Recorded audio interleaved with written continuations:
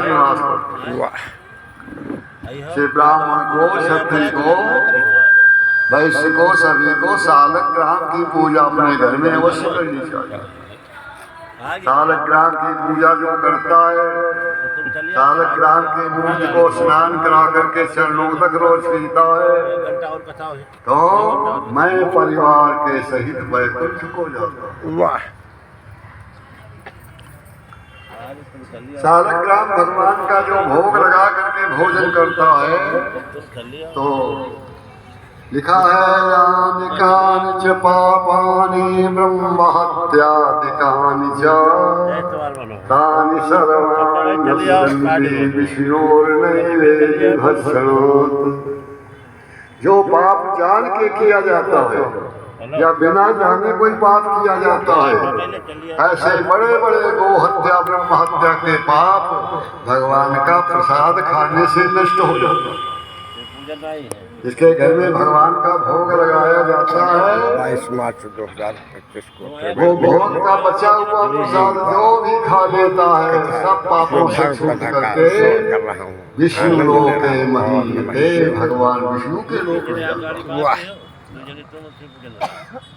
ये सालग्राम की पूजा करना चाहिए, लेकिन सालग्राम की पूजा करने वाले को लहसुन प्याज मदिरा मांस ये कुछ नहीं खाना चाहिए।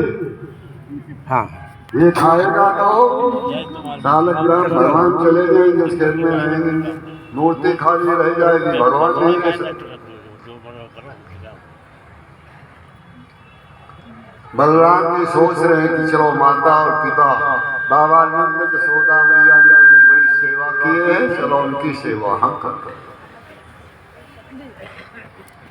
ऐसे विचार करते तीर्थ के ऊपर बैठकर बाबा नंद के दिल में जाता, जसोदा मैया के बाबा नंद के चरणों में सिर रख करके प्रणाम किया।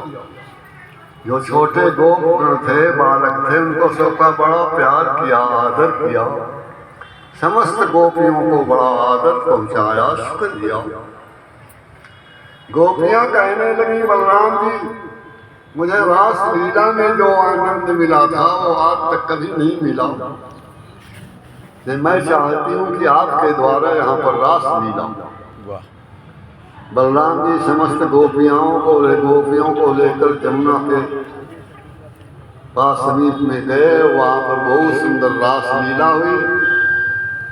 रास लीला के बाद में जमुना से कहा कि जमुना में रास लीला में सब लोग थक गए हैं, अब तुम आओ यहाँ पर हम सब लोगों को स्नान कराओ। जमुना ने कहा हम चल करके स्नान कराने नहीं आएंगे, जिसकी इच्छा हो वहां आवे स्नान कर दे। बलराम जी ने कहा जमुना तो मेरी आज्ञा नहीं पालन करोगे तो तुम्हारे टुकड़ा टुकड़ा कर देंगे। ऐसे कहकर जमुना को बलराम जी ने हल से डालकर खींचा। अब तो जमुना जी दौड़ के आई, बलराम जी को गोपियों को स्नान कराया। बलराम जी ने उनको वहीं पर फिर छोड़ दिया। जहाँ पर बलराम जी ने जमुना को खींचा है वहाँ आज भी जमुना का खींचने का निशान दिखाई पड़ता है। बाबा नंद के ब्रज के सामने जमुना बिल्कुल धनुष के समान टेढ़ी टेढ़ी दिखाई पड़ती है। बलराम जी के खींचने का वो चिन्ह आज भी दिखाई पड़ता। जो नहीं गया जानता है कथा सुनो, जाके देखो, जमुना बिल्कुल वहाँ टेढ़ी टेढ़ी है। इस प्रकार से बलराम जी 2 महीना तक बाबा नंद के यहाँ रहे। बहुत सुंदर बाबा नंद और जसोदा मैया की सेवा की। गोपियों का, गोप बालकों का, ब्रजवासियों का बड़ा ही आदर और सम्मान किया। बोलो राधा कृष्ण की जय हो।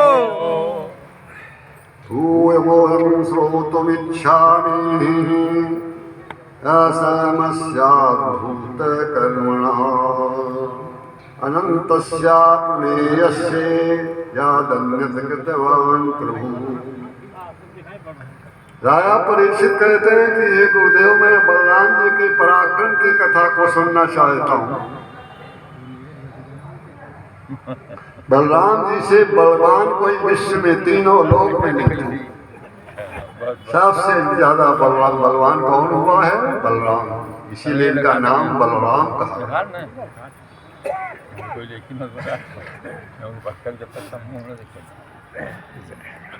एक द्विविध नाम का वानर था जो त्रेता में भगवान श्री राम का सेनापति था।